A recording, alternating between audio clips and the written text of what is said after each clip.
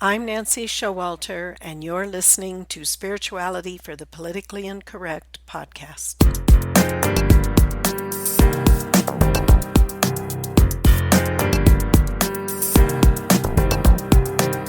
Welcome, all radical paradigm shifters and creative change makers. You who dare to create a better life and a better world. Tap into the power that resides within you and use that power for constructive change.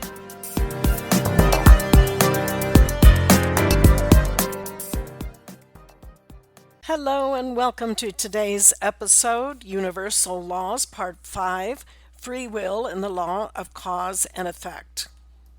So how does free will and the law of cause and effect intersect? We're all created equal, but since we have free will to make choices, that's where our equality ends. It's your choices over the entire span of your earthly existence that determine what you must experience in order to balance karma, grow spiritually, and accelerate on the spiritual path. It's interesting to me to see how some of the most privileged people in society see themselves as victims, which only validates the belief that victimhood is a state of consciousness. The late Dr. Wayne Dyer said, if you change the way you look at things, the things you look at change. We have the power to change our state of mind, our belief structure, how we perceive life.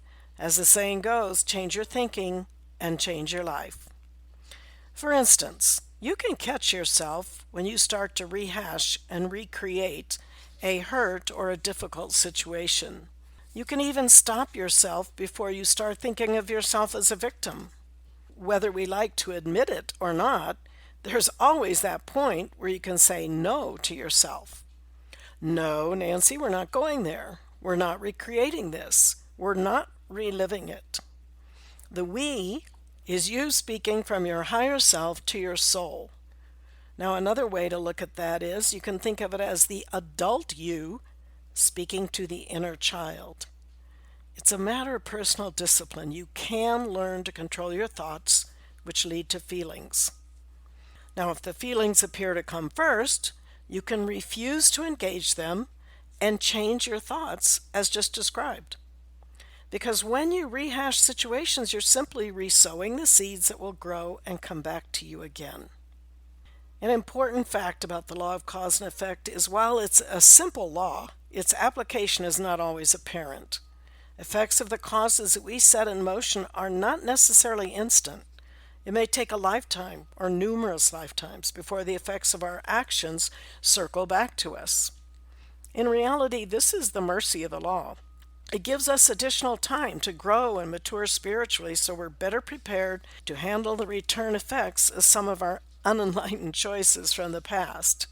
It also gives us an opportunity to balance some of our debts to life through our service to others, even specific individuals whom we may have harmed over time. Positive karma also returns to us and helps us get through the times when negative karma circles back.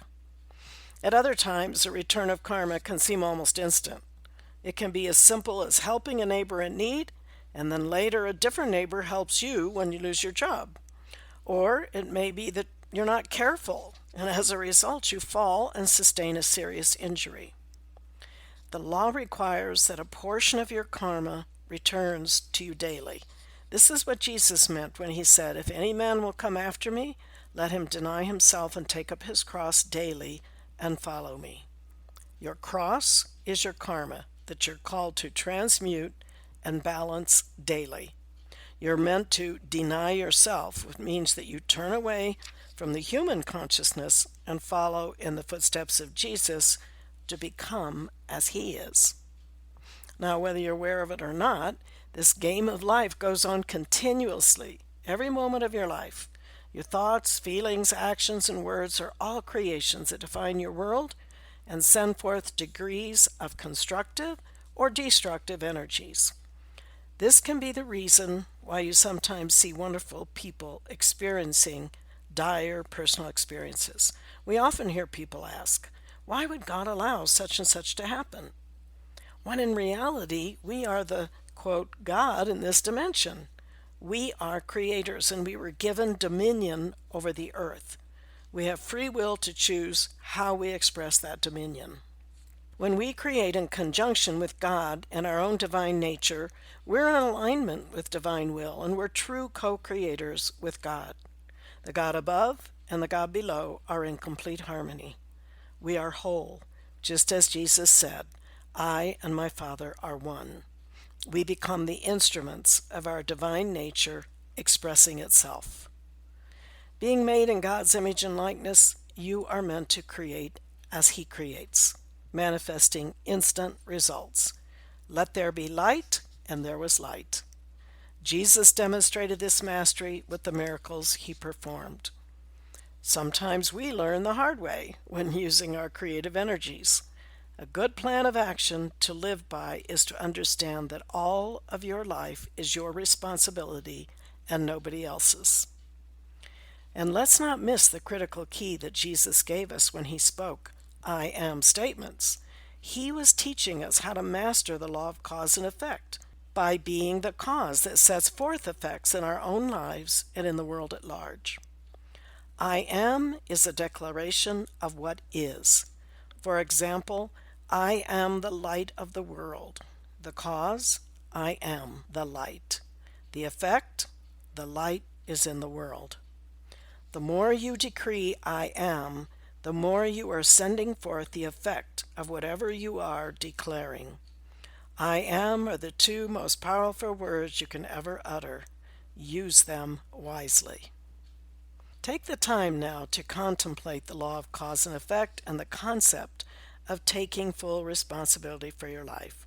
Write down what it means to you to take full responsibility for your life and identify ways that you are taking full responsibility for your life. Then identify ways that you don't take full responsibility and what changes could you make. Then create I am statements around those situations so that you become the cause. That's all for today, and I will be with you next week. Until then, keep an open mind, a generous heart, and a powerful spirit. Thank you for being with me today, and if you enjoyed this episode, please subscribe, download, and comment. I'd love to hear from you, and your support is much appreciated.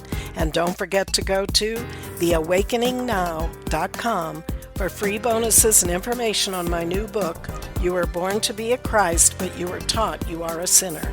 Awaken to who you really are. See you next week.